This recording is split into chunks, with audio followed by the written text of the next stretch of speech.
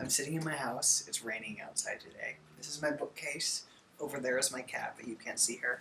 And my name's Orion, and I'm going to talk to you today about how theater can change the world, which is a big title, and I'm very aware of it.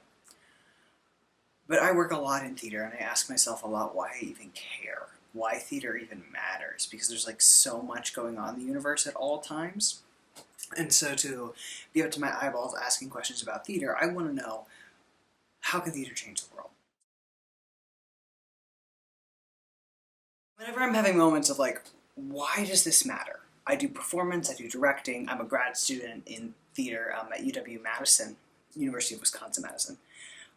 So I'm in it all the time. And whenever I'm like, why does it matter? How do I know that I should care? I come back to a moment I had a couple years ago. I was directing a play in a summer in Cedar Falls, Iowa. So actually it was in Waterloo, which is right next to Cedar Falls, which is where the University of Northern Iowa is. So if you know where any of that is, that's where it was. And I was in this building directing a play called Stop Kiss. And I brought you a visual aid. This is the script from it. I don't know if you can see on the video, but it's falling apart. And if you've ever done theater, and even if you haven't, if you've ever just carried around objects you care about a lot, eventually it starts to fall apart. I was excited for this play, but also a little scared, because a central idea in it, as here's these two women who, to their own surprise, kind of fall in love with each other. And they don't see it coming, because this isn't who they think they are. It goes against all of their prior experiences. But they do anyway, and so they're scared, and they're nervous, because falling in love is nervous-making anyway, regardless of who it's with. And then if it's in a way you don't see coming, it's even scarier. And the whole play revolves around this moment of tension, and also a moment of real violence. And I know that you as mentors in the MVP program think a lot about violence, think about sexual violence, violence against people just because of who they are, or just because they're a little different and people can't understand that, whatever it is. And so this play was directly dealing with those ideas. And so it's there's a moment of violence, but there's also really incredible love, and it's just really well crafted to make people connect and care. And afterwards, a friend of mine came up to me, someone who I used to be really close with, but then I came out, and I'm transgender, and that really was rough and hard for her to understand. And so our friendship got a little, quieter, less connected for a while. But she came to my play, which meant a lot to me, and afterwards she came up to me and she was crying. And she was just saying that she never understood before what it could be like, what people have to go through. And it was just, it is really hard sometimes to communicate across difference, to talk about hard topics, to get, everybody's got a lot on the line sometimes, and it's hard to have those conversations. And I had very little hope. I love her very deeply. We are good friends, and we had been really good friends. But it was still there's just going to be this thing maybe she just won't ever really understand.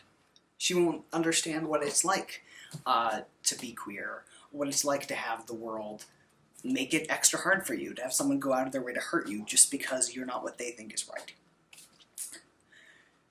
And so to have her literally standing there crying because it had hit her so hard.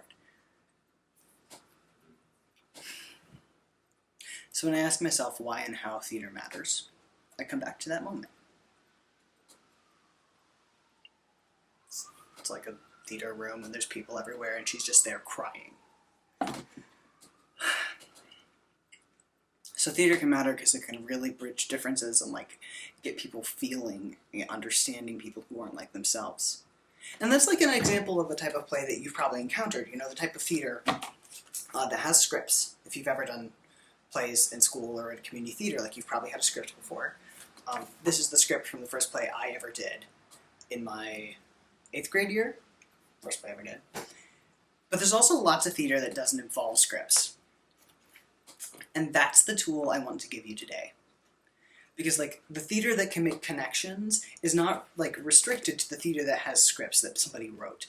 There's a whole universe, a whole language of theater, and I'm going to talk about that with you.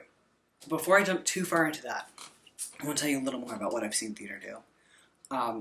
I've seen theater make 80 people on a Thursday night laugh around tables and like connect with their best friends and stay late for 40 minutes after just because they're enjoying each other so much, because like the theater created a space, created like a space is a great word, like change the energy of the air so that you can like connect and enjoy each other, forget everything else, be here. I've also seen theater bring a room of 400 students to silence. I've been up on a stage doing a play about suicide and having just that sense of focus and reality in a room while 400 high school students are watching and like really taking that in. So like, there's lots of stuff people can do with theater. Just this summer, I got the chance to watch some trans people use theater to talk to each other and to anybody, folks of any gender at all, about their experiences of isolation during this pandemic we're all in right now, and how it's affecting their sense of like who they are and what their gender is. And it was all online, like it was on my computer.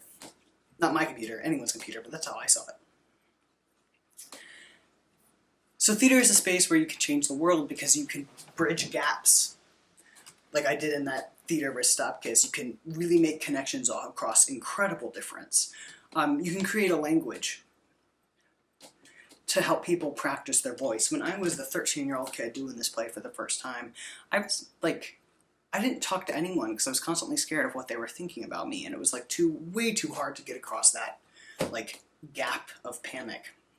But I could get on stage and use these words and feel like I had something to say and that I belonged, and that like, I don't know, it's a certain type of power. When you're practicing your voice, discovering that, hey, guess what? I have things to say and I have ways to say them, even in hard situations. You can work out problems. You can build up your own sense of like inner resources, but also like practical how-to resources, and get tools for like solving people problems when the stakes are really low. And that's what I want to talk to you in more detail about right now.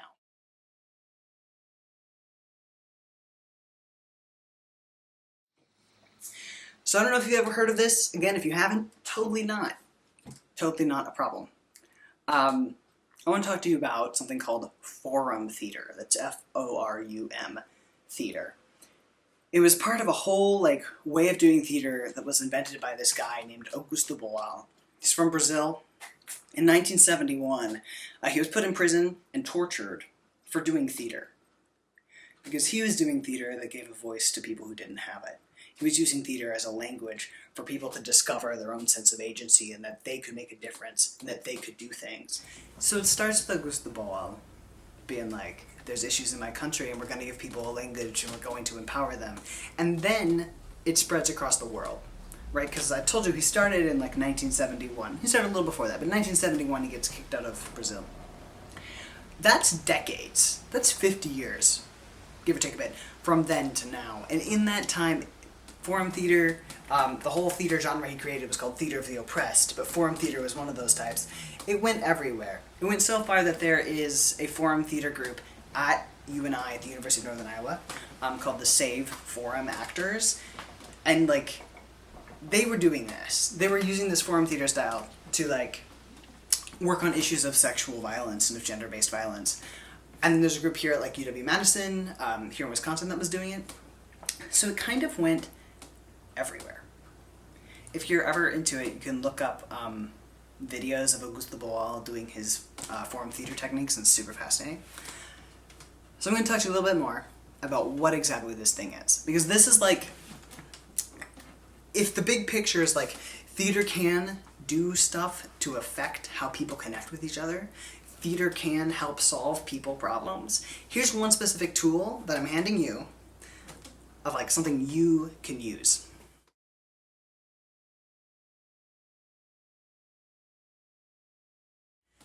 The first thing to know about forum theater, everyone participates, no one is in charge. If normally you go to the theater and like, oh yes, I am audience, there are actors, that barrier kind of breaks down in forum theater. You can kind of think of it in some ways like role play. Because what's going to happen is the goal is going to be trying to solve a problem, exploring, practicing different ways to get around it. It's like a workshop or a dry run for people skills, and totally a place to find your voice. So it starts out, Someone suggests a problem they have. Problem they have with someone else. Whatever this could be. One of my problems right now I'm facing is I'm involved in a project and I feel like I don't have the time or the resources to stay connected and keep it going, and I really need to drop out. But I feel really bad about that, so I'm kind of avoiding dropping out. And so if this were a Forum Theater workshop right now, two people would get up. One would be me, needing to quit and feeling bad about it. And the other would be the person I need to tell. And the two of us, the two of those people, would act out the situation. You know, me would explain the problem and try to get out of it, and the other person would react, and we'd see what happens. And then the whole group would discuss. The two people who did the thing, and everyone else there.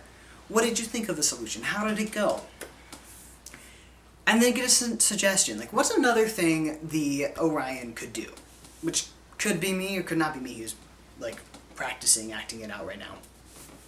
Get another suggestion. Maybe the person who gave the suggestion goes in and takes the place of the first Orion and becomes the second one to try to work out the problem in a different way. And I will give you more description of this in like additional materials with this video, because this is like the briefest of overview. But the basic concept is there's a problem, you try to work it out, and again, it's all in a workshop, so it's a safe space. There's no wrong thing, there's no right thing, it's just different things to try.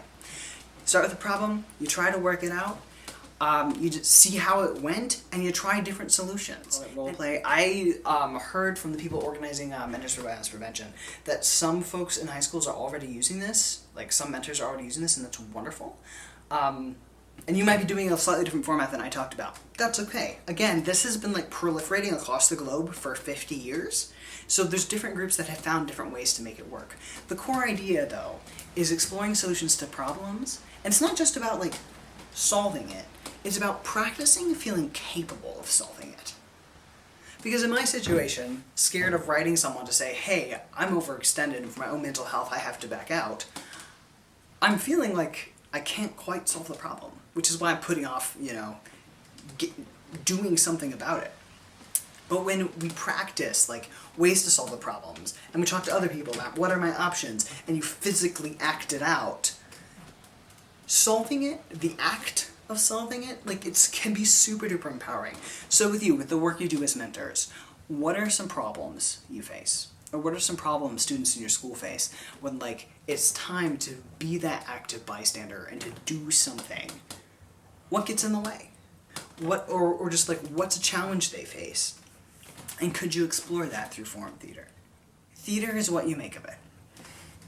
Theater encompasses my first play ever when I was 13, and the play I did when that person cried to me saying she couldn't believe how much, like, people went through, and she understood different people in a whole new way.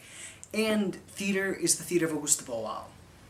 Theater is the theater of the oppressed. It's the theater of giving people their power back and practicing and rehearsing solutions to problems in a group together.